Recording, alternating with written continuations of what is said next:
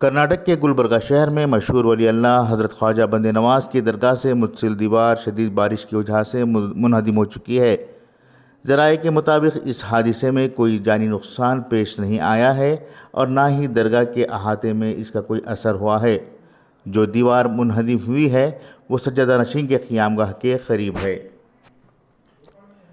واضح ہو کہ پچھلے 24 گھنٹوں سے مسلسل بارش ہو رہی ہے، جبکہ محکمہ موسمیات نے بتایا ہے کہ کرناٹک کے ساحلی علاقے، تلنگانہ، جنوبی مغرب اڑیسہ، شمال مشرقی آندھرا پردیش، شمال مشرقی کرناٹک اور کیرلا میں شدید سے شدید بارش کی قیاسی کی گئی ہے۔